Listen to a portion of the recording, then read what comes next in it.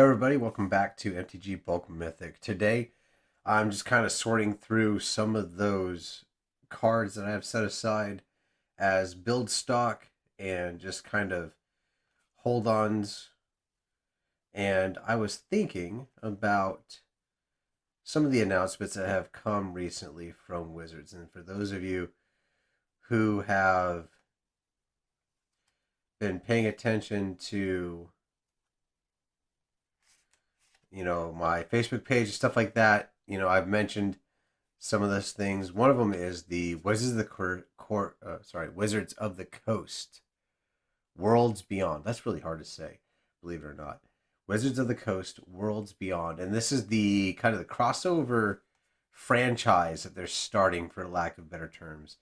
And I've been thinking about sort of what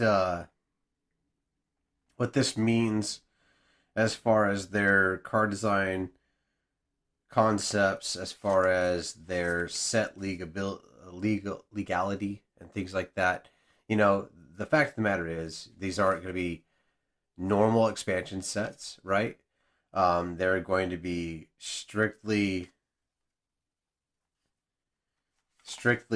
flavor built, top down kind of kind of you know internal sets. And basically, like, the closest example that there is the Secret Lair, The Walking Dead, right? Here's a handful of cards that are not legal anywhere except for non-rotating formats that are that were created from the top down with a specific flavor in mind. And the way that Wizards of the Coast is approaching the rest of these worlds beyond is that they can be mechanically unique cards with specific names. So, with that being said, it's like, okay, what's going on here? What does that mean?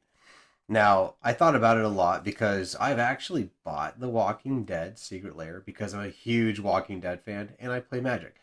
So for me, it was just kind of natural. I didn't have the same reaction as far as a lot of the other players did to the mechanically unique aspect of it and the applicability to some of the older formats because yes, I play modern when paper modern is in season, when we can go play face to face and things like that. But I don't play on Magic Online. I have an account. I tried playing it. I didn't like the interface. And around very shortly after I started my account, then Magic Arena started. I got in on the closed beta of that and did a lot of play testing for that and really enjoyed it and had a lot of interaction with the development of that.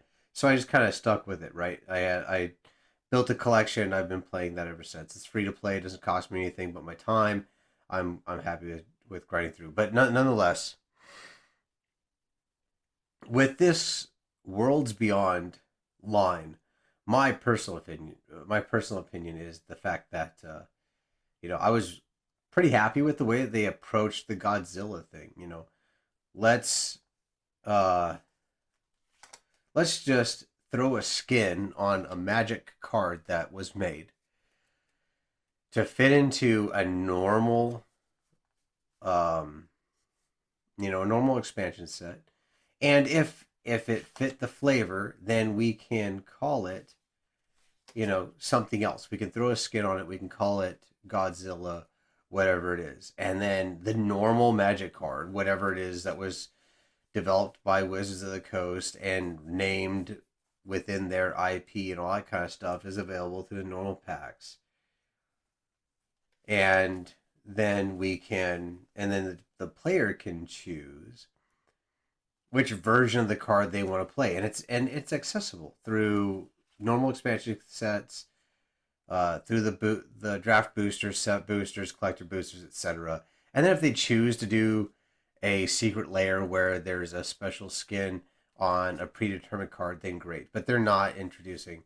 That was kind of the one thing I was gonna buy the Walking Dead secret layer anyway. But the one thing that I had against the way that they did it was the fact that they were mechanically unique. It would not surprise me, to tell you the truth, that in the future a set comes out with a Rick card that's reskinned with a magic name. It's kind of the inverse of what I'm going at. So basically, my opinion is of the whole thing. Um, you know, let's let's go ahead and keep designing Magic the way it is, and if they want to do these crossover IPs, reskinning them the way that they did the Godzilla cards is probably the best bet. That's just my personal opinion. I enjoy the Godzilla cards. I really did. I have a lot of them in my. I have the Mecha Godzilla in my Hydra uh, deck with the X in the mana cost theme and all the different token and plus one counter doublers and all that kind of stuff. And I chose to play that instead of Hangerback Walker. But it's a Hangerback Walker, right?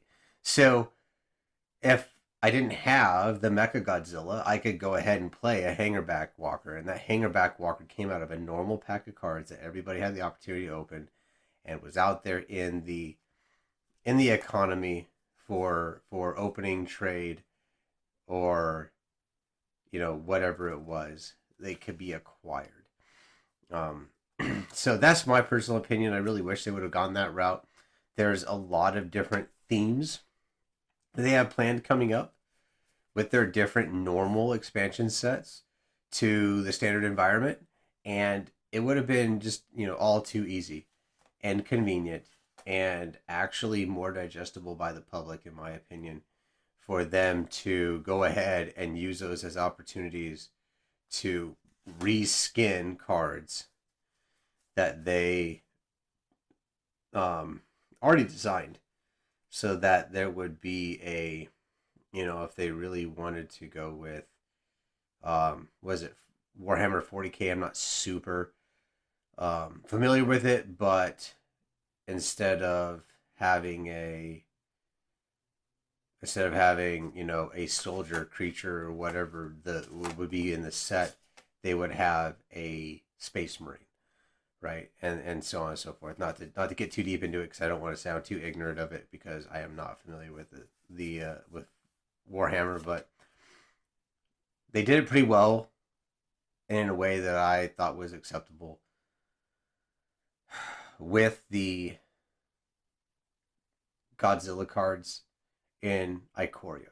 Like, that was a lot of fun. It made a lot of sense. It let players play the cards the way they wanted to play them, with the art and styles the way they wanted to play them, and it let them push the collectibles side of things.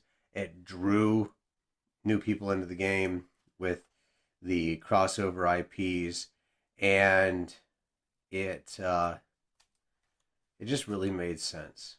Um, so that's my opinion of the whole thing.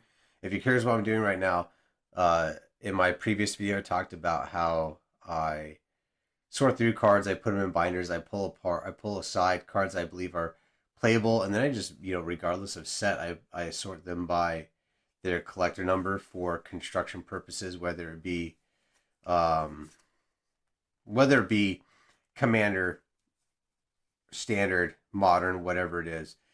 And that's what I'm doing right now. I'm in the middle of the black box. I just went through and scrubbed through a bunch of cards. So I basically break them out. This stack right here has already been sorted alphabetically. This stack here hasn't. And I'm going through, I pull a couple of letters at a time. I sort them back alphabetically, and then I weave them into the stack that's already been sorted. I go back through that, decide which cards I want to keep, which cards I want to build with, which cards are tradable, which cards can go back into the economy that I can trade in the store for value, so I can purchase more product to open for you guys. And then I go from there. So I basically have a fat pack, or what is now called a bundle box for each color of buildables. I imagine as my collection grows, I'm going to go into like a pizza box rose style BCW flat box, but it's just about maintaining the collection that I have. So I'll trim these down. Like here, I got so many Cavern Whispers. I actually bought collector boxes of Ikoria. They were they were a pretty big deal at the time. I was really curious about them, and so I ended up, for some reason, Cavern Whisper was just printed into oblivion in those collector boxes. I've got a bunch of them, so I got to decide: do I want the normal foil or do I want the alternate art? And I'll keep a play set and put the rest of them away. Give them back to the card store, trade them off, or whatever I decide to do. So I just want to take some time because it's really been weighing on my mind a little bit with this decision. Not to mention the fact that the Wizard of the Coast logo literally turned into Doctor Who. If you didn't pick that up, I don't know what rock you've been living under, but Wizard of the Coast logo is a straight up knockoff of Doctor Who. So don't be surprised when that's a new crossover in the worlds beyond. But I've been thinking about it a lot, and I really thought that, hey, let's incorporate these crossover IPs into normal Magic expansions. Let's not create mini sets that just go into Eternal Play, non-rotating formats, so that people have something else to collect. Reskin cards so we can all be playing the same game, and that's my opinion of it. So if you got a different opinion or you agree with me, whatever it is, go ahead, leave a comment down here below. Let's start a conversation about this, right? Or if you want to check out my posts on Facebook, you can find the link to my page in the description below, and let's talk it out, right? As the consumer, as the individuals that are playing the game, Wizards of the Coast is making this game for us. So let's have that conversation. Let's talk to them and talk to each other about what we want out of it. It's a game for a lot of different people, played in a lot of different ways, and I would really love to be kind of a catalyst of that. So let me know what you think. I'll let you know what I think. We'll all have a conversation about it. Like the video, subscribe to the channel, follow the Facebook page, all those fun things to let everybody else know that we are sharing our hobby together.